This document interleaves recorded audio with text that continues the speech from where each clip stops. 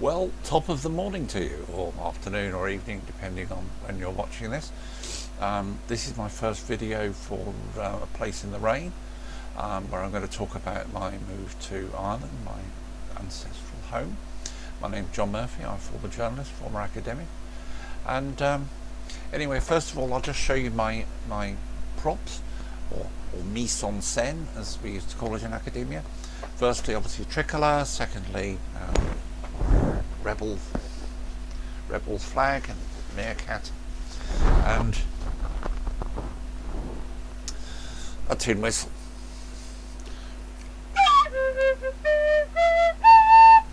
So I have everything that a plastic paddy could possibly want. I even have, if you look up there, I have a copy of the proclamation from 1917. I was English, and I was actually, convinced I was English until Brexit happened, and then I got an Irish passport and decided to reinvent myself as Irish, so I'm a proper plastic paddy. Coming up to retirement, didn't want to retire to England, so I thought I would find a place in Ireland, move to it, and experience being Irish for a while. And I settled on Waterford. Why Waterford? Well, my family are from West Cork, and yes, I'm a rebel, and yes, we were robbed last minute, should have had a penalty, yeah. But I've got a lot of family who I love deeply, and I want to keep it that way. So I thought if I live too close to them, they're going to find out what a horrible person I really am, and not want to have anything to do with me. Whereas if I just go 2 hours drive away, I can go there whenever I want, go to all the festivals, go there Christmas, New Year's, etc., and they will continue to love me because they get me in small doses. I think that is very wise. They have a saying that relatives, like fish, go off after about a week. So anyway, I was looking for somewhere to move to, and I thought, well, my family are from West Cork, from Cork, which is a beautiful, absolutely stunningly beautiful part of the world.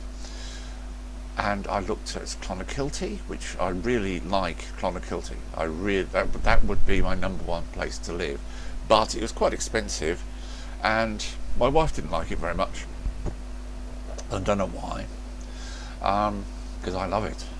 Been going there for 50 years, 55 years probably, maybe even 60 years. And I looked at Bandon. My wife didn't like Bandon. I think it's something to do with the fact that the pigs are Protestants there. And so we started looking further afield. My mother was born in Cove, which was renamed Queenstown briefly after Queen Victoria visited the country in order to improve morale during the famine. Yeah. Now, if she'd have brought a few pies with her, then she probably would have been more welcome. And it was obviously renamed as soon as the British were chased out. And my grandmother is long-term resident of that area. Her father, her grandfather, I think, was the pilot of the Titanic. He was a river pilot in Cork Harbour. And my grandfather was a British Royal Marine, and he was stationed at Hobbeline. I'm not quite sure why, and they met. He then converted to Catholicism, married my grandmother, had my mother, and then moved to England.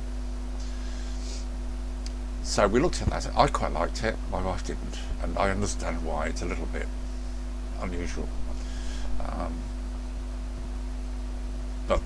But in a good way, in my opinion.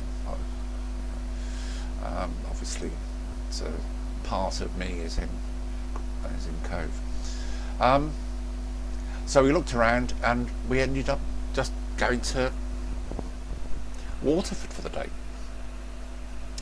And my wife loved it, which is good. It's closer to England, so it's got, historically it's got a lot of ties with England, very close to the ferry port of Wexford, and she liked the sort of openness, and I must admit, it does have this I'd never been there until a couple of years ago, never been there.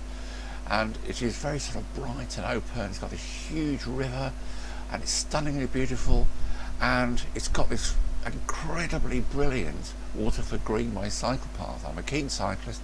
I've been up and down it many times. I absolutely love it. So I thought, let's have a look. So also, because property prices are a lot lower. Now, the next video I do will be about property in Ireland, but this is just sort of introductory. So I decided that I would buy a property in Ireland, and luckily I bought it a couple of years ago now, which is just as well, because firstly, property prices have increased significantly. Secondly, the value of the pound against the euro has gone down, and I probably wouldn't be able to afford it now. And I've just retired, so that's not gonna change.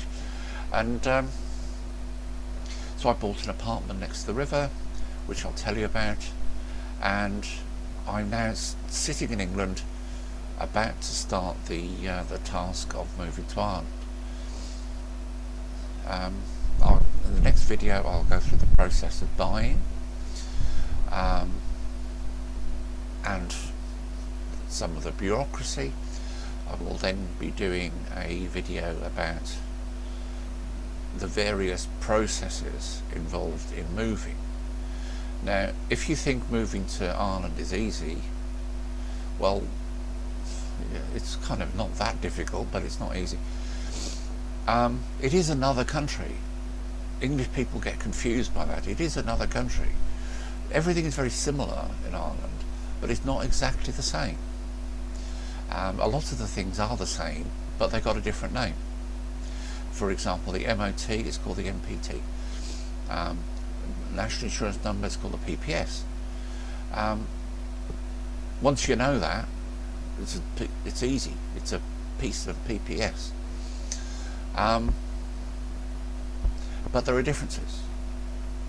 Cultural differences, a few legal differences. The main cultural difference when you move to Ireland is you need to slow down. Nothing happens quickly in Ireland. Slow down. Things happen at their own pace. They'll happen eventually, but there's no way that you can hurry people in Ireland. You can't, bully them, threaten them, whatever. They just kind of laugh at you, and they don't understand what's the hurry. When you drive around Ireland, slow down. When you walk around, slow down. The great attraction of Ireland is that nobody there is invisible. People will talk to you. Complete strangers will talk to you. The best advice I heard about getting to know Ireland was never refuse a cup of tea.